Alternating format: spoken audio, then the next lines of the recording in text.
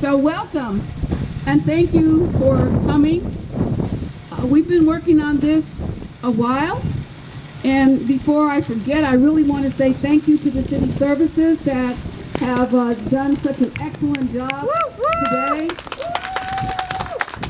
Thank you for coming out here and supporting the community effort, and thank you to all of those who are involved, the company that's doing the drones and helping us document this historical effort today. In the 60s, we said, I'm black and I'm proud.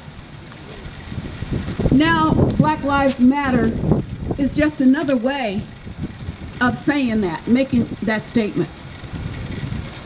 Here on the church steps a few months ago, after George Floyd's murder, over 500 people stood out here and on the steps and in this community to have an outcry against racism, discrimination, white supremacy. The significance of Black Lives Matter being imprinted in this street today says a lot. The fact that Arthur Reese and Irving Tabor made history on this street. Irving Tabor's cabinets that he built, or bungalows that he built, are on this street, down the street, and they have been certified as historic sites. Right where you're standing is what was really the second First Baptist Church of Venice, built in 1927. The very First Baptist Church of Venice was in a barn on 5th and San Juan. Across the street is actually the third of First Baptist Church, but it's all the same sentiment, all the same spirituality, all the same neighborhood, all the same family, all the same Christianity, all the same togetherness, all the same that we are here today to exclaim, Black Lives Matter.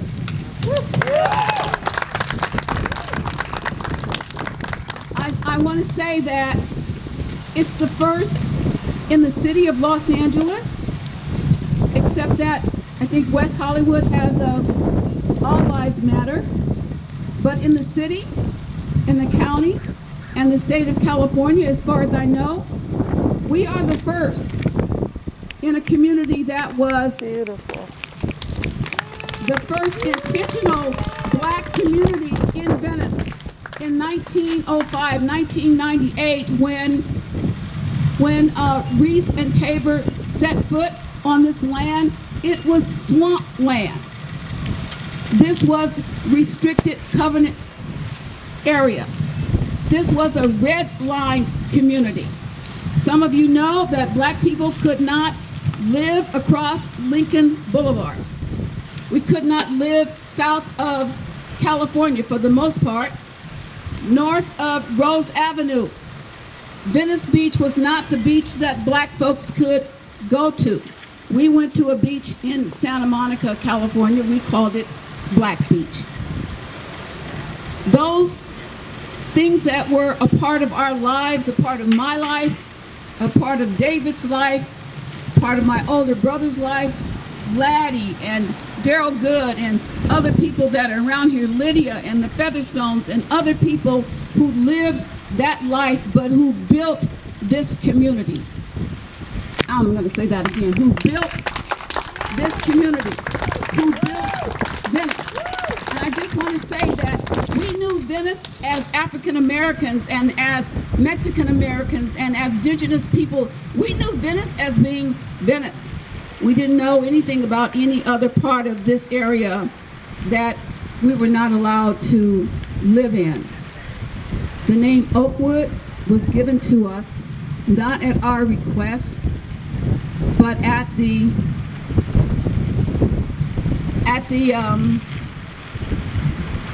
determination of the LAPD. But that name has grown on some people. It is used commonly, and it is accepted as this particular area here, Oakwood. We would not be standing here today, talking about Black Lives Matter in our street, in this historical street, in front of this historical church, at the corner where Bishop L.HolmesSquare historically is situated since 1970. And so this is just one more mark, one more opportunity to underscore the importance of the work, the history, the significance of the contributions of Black people who built this community. And I want to extend a thank you to Councilman Bonin, who through the City Council made the motion for this to happen and who also paid the money for it to happen. So thank you very much. Having said that, I want to invite the Councilman up to speak to you today.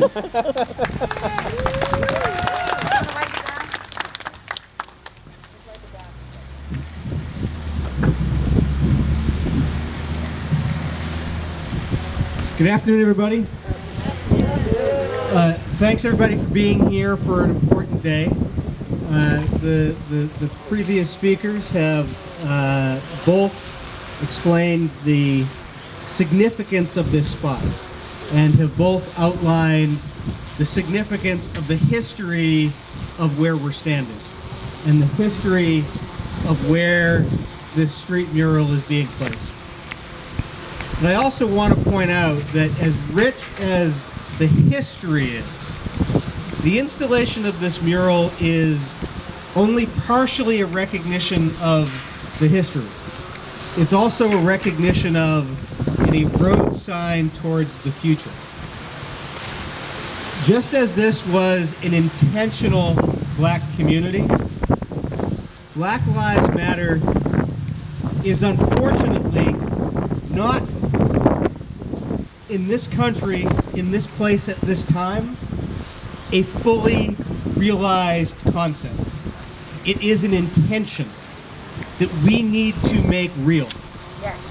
And by putting these words here in this street, declaring that Black Lives Matter, that is a statement of intention, and it's got to be only the beginning. Yes. Yes.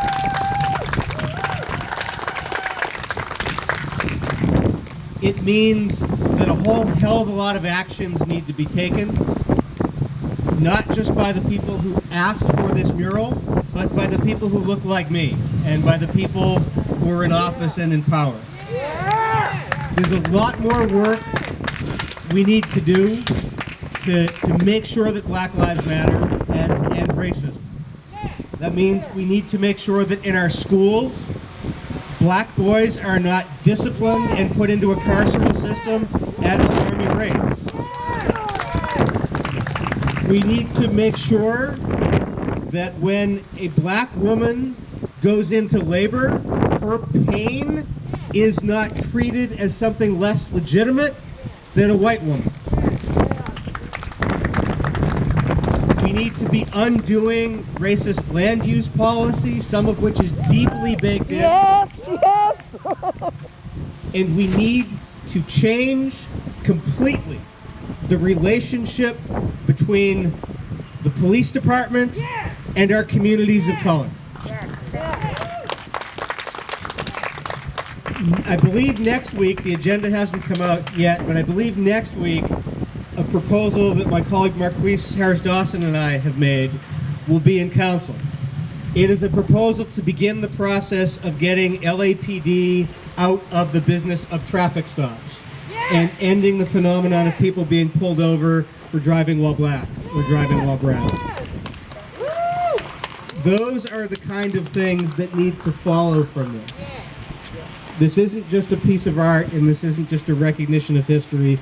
This has got to be a road sign and a springboard to what we do in the future. So let me thank all the folks who did this, from the city agencies, from the artists, folks doing the treatment, but really let me be very clear that this idea came from the neighborhood up. That Naomi and Laddie and Mike and Lydia and so many others pushing this not as an agenda, but sort of as a symbol of the agenda that needs to be made real. And sometimes I'm good at listening and sometimes I'm not, and I'm trying to get better at listening. And when I listen, we do good things together.